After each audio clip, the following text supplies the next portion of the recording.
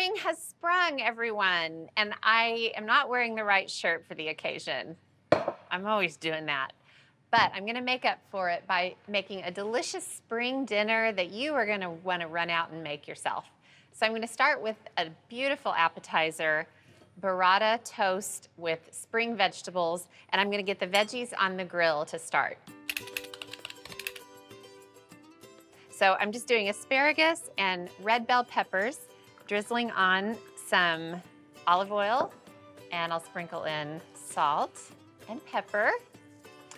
What's your favorite season, everyone? Fall. Spring. That did not go as I had anticipated. Fall, really? Yeah. Probably because Football. summer is so hot oh yeah, okay. Well, this is a great football menu for your football games, just kidding. So I toss the asparagus in the olive oil, salt, and pepper, along with the bell pepper. Oh, run away. Along with the bell pepper. And I'm getting it on the grill so I can start grilling the veggies. And I am making a beautiful toast. And it's inspired by a toast that I had in a restaurant in Dallas with Mauricio and Alex recently. And delicious. I mean, we could have eaten 3 of them just as our main course. So I'm going to turn up the heat just a little bit and let the veggies start grilling. And then I also have slices of sourdough bread. So whenever you make like a bruschetta type of toast, you definitely want to have a big surface area. So I had this big boule of sourdough, and I really wanted some big pieces because I'm going to put big old chunks of burrata on each piece. So good. Honestly, that burrata we had in the restaurant in Dallas, chef's kiss. I've been dreaming about it. Okay, I got the bread sprinkled with olive oil, so I'm going to get it oil side down on the grill pan. I just kind of have to rearrange and figure out the puzzle here. Okay. All right, now I'm going to drizzle the olive oils and sprinkle the other side with salt and pepper. And then it's just about babysitting the veggies and the toast and making sure they have great grill marks. So I'm going to sit here and do that until they're ready to take off, and it's going to take 4 to 5 minutes. Ooh, nice. Wow. Looks pretty. Yummy. Okay, I got the veggies grilled, and they look so pretty and so inviting. I just think something magical happens whenever you grill vegetables. They just turn into kind of this otherworldly substance. I just love them. A platter of grilled vegetables is my idea of a good time. Okay, now it's time to assemble the toast, which I'm very excited about. Now I have a beautiful platter that looks like it was designed just for this occasion. And then check out this bread page. How pretty. Oh my gosh, I love grilled bread too. And look, one side is kind of like real olive oily, and the other one you can really see the grill marks, so it's kind of the best of both worlds. Now these are pretty enormous toasts, and there's a whole lot of burrata on each one. So this platter of toast could actually probably serve 8 people. You could split. So I've got pesto in a pouch, and let's see, there it goes. And I'm just gonna kind of drizzle so it just kind of goes over. You can spoon it, but I love a squeeze. I love a squeeze pouch. I love a squeeze pouch. And you want it to kind of be, some of it go on the toast and some of it go on the platter just for presentation.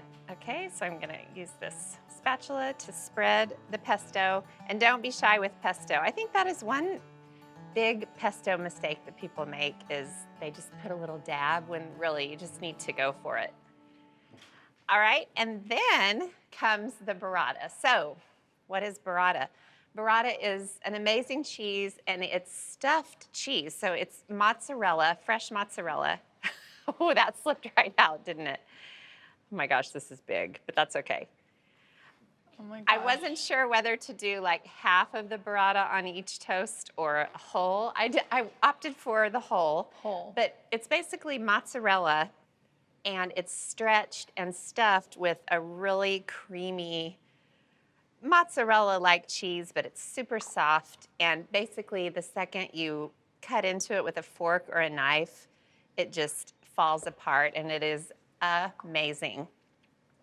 If you love fresh mozzarella, burrata is even better. And so then I'm going to grab the gorgeous asparagus and just arrange the pieces all over. And then a little bit of balsamic glaze, mostly just to decorate and kind of give it a little interest on top. A little bit of black pepper, and then fresh basil. I don't know what to say. I didn't intend for this to look as incredible as it does. But wow. I mean, you can hardly see that there's toast under there, but it's burrata toast. Burrata is the star. Serve this at your next dinner party, and you'll be a star too. Whether it's summer, winter, fall, or spring, I love one-pan recipes. And this mushroom and asparagus oven risotto definitely falls into that category. It is full of flavor, so easy to make, and you're gonna love it. It's so good. I just pulled the asparagus out of the pan and I sauteed it in a little olive oil and butter. So I will set that to the side. I'm gonna add a little bit more butter and olive oil to the pan. And now it's time to start cooking the mushrooms. These are just sliced cremini mushrooms. If you wanted to have fun, you could do a mushroom variety, just get different kinds that you like. As long as they're kind of sliced thin, that's the whole key. And I want to cook the mushrooms until they're nice and brown. It's going to take about 5 minutes. These got nice and brown, so I can start adding the other ingredients to the pan. Lots of garlic. And I have some fresh thyme leaves, absolutely delicious. Lots of sliced green onions. I've got both light green and dark green parts. And for extra flavor, chives, which to me is such a springy thing. Now I'll stir all of the herbs in with the mushrooms and get everything mixed together. This is a good time to add just a little bit of salt and pepper.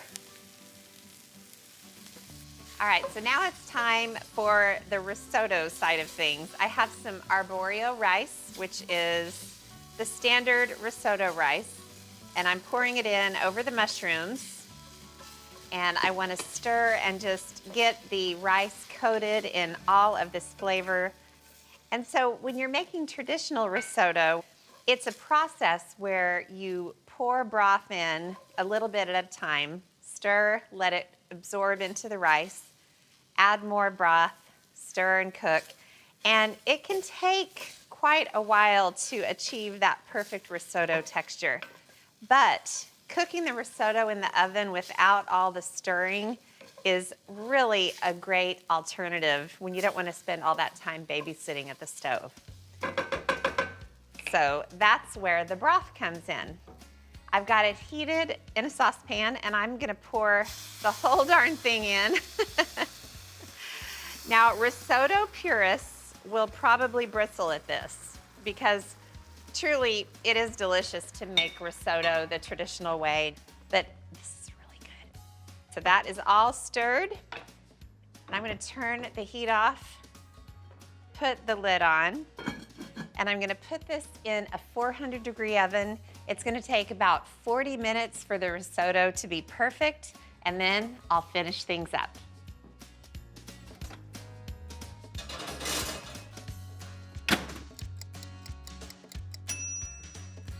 Instead of standing at the stove stirring risotto, I have been living my life for the past 40 minutes. So it's time to get it out of the oven. Oh gosh, it smells so good. Okay, this is always the moment. Ready? Here we go. It is so worth it not to stir while it's in the oven, even though I always want to peek and see how things are coming along. You want to keep it just as it is. And then you get this moment where can go in with a spoon and look at that texture. It is perfect. The arborio rice has totally absorbed the liquid and it's just tender and fluffy. So I'm gonna dress up the risotto even more. Got goat cheese, that's gonna make it extra creamy.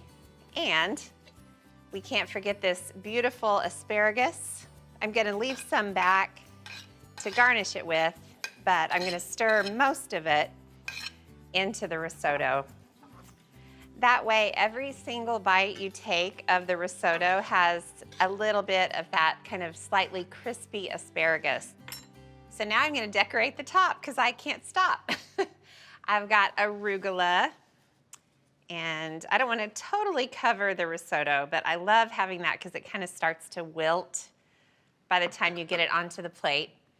And some thinly sliced red onion, just for fun. You could do even more green onions if you like. And more goat cheese, please. And the rest of the asparagus, and I'm just gonna kind of wiggle it onto the top of this. All right, and I zested a lemon, and I always think it's nice during the spring to just kind of top everything with lemon zest, I say. And finally, just a couple of basil leaves. You could tear it if you want. I think I will. But the idea is just to kind of have this beautiful spring celebration on top of the flavorful, beautiful risotto underneath. All right, with that, the risotto mission is complete. I love how easy this is and all the flavors and textures of spring. You know, my life's motto, why stand and stir if you don't have to? I might need that on a t-shirt.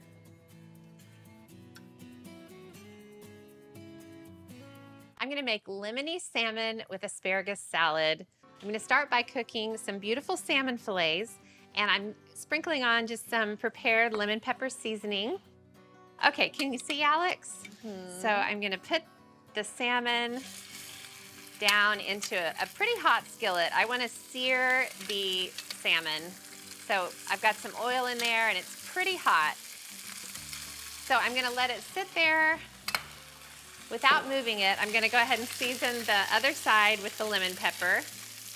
And you might notice I have some fried eggs, sunny side up over here that I've been just finishing frying. So I'm gonna let those sit. They're gonna continue to cook really slowly. We will hope that when it comes time to turn the salmon, it won't stick to the pan. Hope and pray. So the asparagus salad is absolutely amazing. Take a look at this, Alex. What I did was I just took spears of asparagus and a vegetable peeler and just shaved them into little ribbons, and I'm gonna make a salad out of this. So some lemon zest and olive oil, not too much, and some lemon. I'll just squeeze it in with just a couple more ingredients. So I've got some feta cheese, and look at this up close. This is herbed feta cheese, and that means the feta cheese has herbs in it. Is that what that means? That's what it means, that's what it means. Some crushed pistachios. So it's just a really amazing, like flavorful, crunchy, nutty salad. And then lots of mint leaves. Did I say the word crunchy? We love the word crunchy in our house. And then I'm gonna grab some salt and pepper as you go across. Don't worry. I need to get rubber bands to tie around my sleeves because I get letters. People worry. People worry about my sleeves. Okie doke. So look at this. Isn't this pretty? I mean, just on its own, I would totally dive into this. Ree Drummond, not so much. I forgot that I have a whole bunch of sliced sugar snap peas. So those go in. I kept looking at the salad thinking, why is this salad like so meager? And that's why one of the main ingredients wasn't in. So pretend you didn't see that. Okay, and then this goes on the platter. Ah, that's better. That's much, much better. Okay, and then spread it out. All right, how's that look so far? Amazing. Beautiful, right? And then I'm gonna grab a spatula. Got it? Let's see how these look. Let's see if they stick. If they stuck. That one, oh, that one didn't. It looks so good. All right, I'm gonna let the salmon finish cooking. It's gonna take about 2 to 3 minutes, and then we will finish off this beautiful dish. So here's what we do. I like it when salmon is just barely done. And then even when you take it out of the pan, it kind of keeps cooking. And then it doesn't get too dry, and it's just perfect by the time you get it to the table. Or the island, in this case. All right. Third piece and the fourth. And then prepare to be amazed.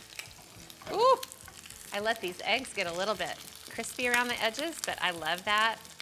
So I just cooked these sunny side up, and how I do that is just put, oh no, except for that one. Oh, shoot. Oh man, slippery. We'll just do 3 fried eggs. Yeah, how does that fine. sound? We're gonna leave that 4th one out because it's gonna mess things up for us. Okay, so this is how, I'm gonna eat this for lunch, but I just put them in a hot skillet with butter and let them kind of set, and then I turn the heat to low, and I literally just leave them there until the eggs are, the whites are cooked and the yolks are still really runny. So more pistachios go on, and then more mint leaves, which I think is part of the thing that's so beautiful about this. And then a squeeze of lemon, especially over the salmon. This looks great. Oh, I forgot. I thought something, I'm forgetting ingredients left and right. Balsamic glaze. And here's what I like to do. This is truly one of the best ingredients known to man. I'll just do it mostly over the salmon. Just kind of do a little crisscross. Lemony salmon and asparagus salad with 3 eggs. Make sure you don't do 4 because that would ruin the dish. I've got 1.5 cups of all-purpose flour and 1.5 cups of quick oats. I cannot believe how quiet the house is.